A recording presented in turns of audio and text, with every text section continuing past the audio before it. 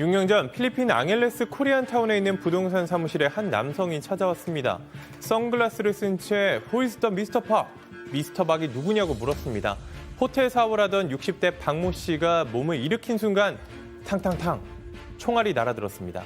순식간에 벌어진 일이었는데요. 의문의 남성은 곧바로 사라졌고 총상을 입은 박 씨는 병원으로 옮겨졌지만 결국 숨을 거뒀습니다. 수사는 미궁에 빠졌습니다. 방아쇠를 당긴 남성의 신원이 파악되지 않았기 때문인데요. 필리핀 경찰이 용의자를 검거하기도 했지만 알리바이가 있었습니다. 우리 경찰은 필리핀 현지에서 조용히 수사를 이어갔습니다. 그리고 4년여가 지난 지난해 피의자가 붙잡혔습니다. 한국인 사업가 김모 씨와 권모 씨였습니다. 두 사람은 어떻게 박 씨를 살해할 수 있었던 걸까요? 그리고 대체 왜 그런 일을 벌인 걸까요? 오늘 사건 엑스파일에서는 2015년 필리핀 한인 사업가 청부 살해 사건을 추적해 보겠습니다. 야, 이거 뭐 내용만 봐서는 완전히 무슨 깽영화 같은데 이게 뭐 아시겠지만 필리핀이 한국인들이 가장 많이 목숨을 잃는 외국 나라지 않습니까? 마침 또 이도성 기자가 직접 이 사건이 벌어지고 나서 필리핀 현지 취재를 다녀왔었다고요? 네, 맞습니다. 당시에 이제 제가 이런 비슷한 사건이 좀 많이 일어나가지고 현지에 가서 이제 비슷한 기획 기사를 이제 쓰기 위해서 이 현장도 갔습니다. 갔더니 코리안타운이 길거리에 있는 길거리 바로 옆에 있는 건물이었는데. 코리안타운이었어요? 네, 코리안타운. 그 앙헬레스에 있는 클라크라는 그 공항에서 한 30분, 40분밖에 걸리지 않는 저곳인데요. 저기 이제 건물 2층에 이제 부동산이 있었는데 거기 그 벽면에 그 총알 자국도 선명하더라고요. 저곳이 이제 필리핀 앙헬레스라는 곳인데 코리안타운이 있습니다. 마닐라. 총알 자국. 네, 맞습니다. 저런 총알 자국이 남아 있었어요. 수도 마닐라에서 북쪽으로 한 1시간 반 정도 차로 가면은 나오는 관광 도시고 우리나라 오가는 직항로도 있고 이름은 천사의 도시인데 저기가 미군이 주둔하던 시절부터 유흥업소가 좀 몰린 이런 지역이었다라고 합니다. 인근에 저 1km 정도 되는 그 도로를 중심으로 한인 약국, 식당 약국 이렇게 코리안타운이 형성돼 있었습니다. 그리고 저 건물 2층에 이제 부동산 사무실이 있었는데 당시 여러 명이 근무 중이었는데 한 남성이 들어와서 영어로 이제 누가 박 씨냐, Who is the Mr. Park 부르니까 이 박 씨가 일어난 거예요. 저요. 네, 그러면서 일어난 거예요. 다른 사람들은 나 아니구나 이러면서 고개를 받고 이제 일을 하고 있었는데 그 순간 총알이 날아왔습니다. 이 총을 쏴서 이 관통상을 입은 다음에 그 해당 범인은 곧바로 달아났어요. 이게 범행이 벌어진 게 1분도 채 되지 않았다고 합니다. 그냥 사람 확인하고 총을 쏘고 곧바로 달아난 그런 상황이었고요. 이 총상을 결국 입고 병원에 옮겼지만 숨졌고요. 이 범인은 곧바로 이제 차를 타고 달아났는데 CCTV에 찍히긴 했습니다. 근데 한 CCTV는 아예 작동을 안 했고 또 다른 CCTV는 찍히기는 했는데 그 차량 자체가 필리핀에서 정말 국민차라고 불릴 정도로 상당히 많은 차였고 하필 그 번호판이 햇빛에 비치면서 찍히지 않았어요. 그래서 단지 그 당시에 청바지에 흰 셔츠 그리고 마른 편이지만 좀 탄탄한 비교적으로 흰 피부를 가진 스페인계 또는 중국계 필리핀인으로 추정이 됐습니다.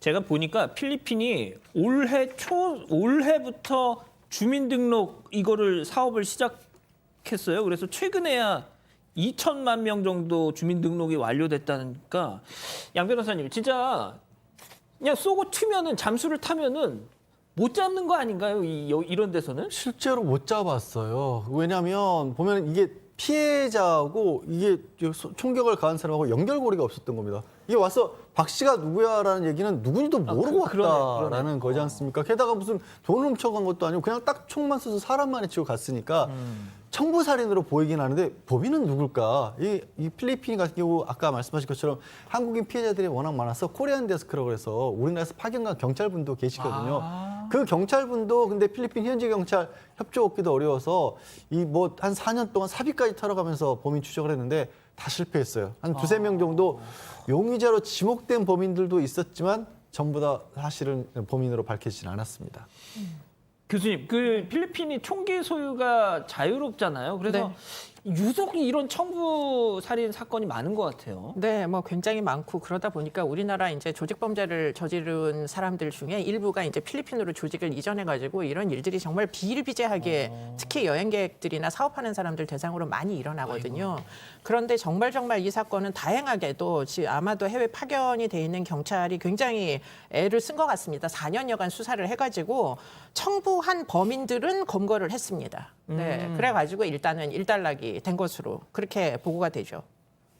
자, 그렇다면 대체 왜 그런 일이 벌어졌을까? 이 김 씨와 권 씨가 붙잡혔습니다. 이 킬러를 통해서 청부 살인을 의뢰한 사람이었는데 김 씨 같은 경우에는 교민, 그 필리핀에서 사업을 하는 사람이었습니다. 근데 박 씨와는 돈 관계가 있었어요. 이 박 씨가 운영하던 호텔에 직접 한 5억 원 정도를 투자하라고 했다고 하는데 처음에는 이제 잘해주다가 이제 박 씨가 좀 하대를 하기도 하고 좀 모욕적인 표현까지 사용하면서 살해 협박까지 심지어 했다라고 합니다. 돈도 못 돌려받는데 이런 취급까지 당하니까 여기에서 이제 살해를 하기로 마음을 먹었던 거죠. 그래서 이런 이야기를 자주 가던 식당의 주인이었던 권 씨에게 털어놨고요.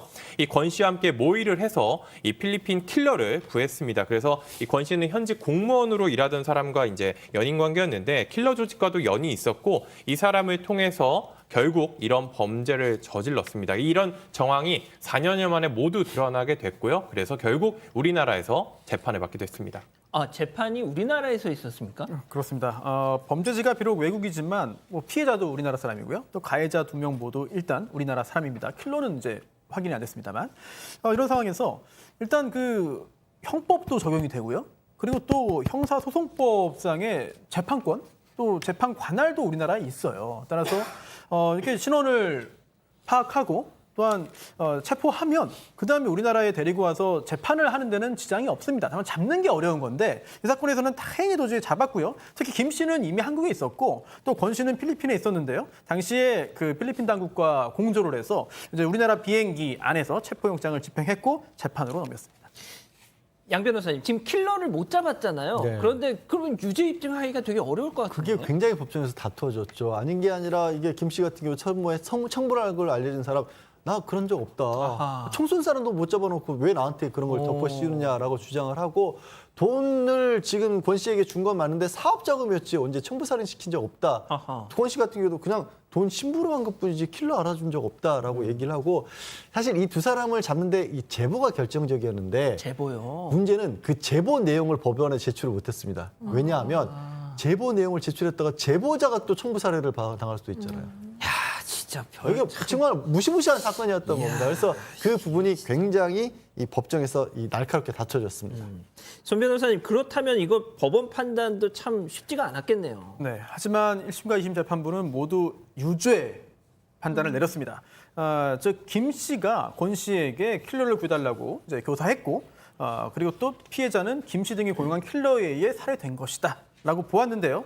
일단 권 씨 혼자 독단적으로 이런 일을 킬러를 고용할 이유가 없다고 본 거예요. 결국 김 씨가 이거 교사를 했기 때문에 이런 일이 생겼다라고 본 것이고요. 그리고 또 킬러를 잡지는 못했지만 킬러가 이 사건 전에 이 권 씨가 운영하는 식당에 왔습니다. 그리고 목격자가 있는데요. 당시 살해 현장에서 목격자가 본 그 킬러의 인상 차이와 이 권 씨 식당에 찾아온 킬러로 추정되는 사람의 인상 차이가 또 일치했다는 거죠. 이런 점들을 종합해서 이제 유죄 판결을 내렸는데 심지어 검사가 구형한 게 징역 18년, 12년이에요. 근데 1심에서는 더 높습니다. 22년, 19년형을 선고했습니다. 아, 그렇군요.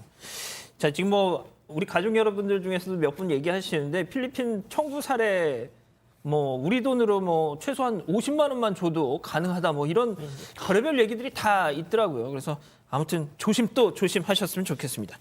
자, 이렇게 정리하고요.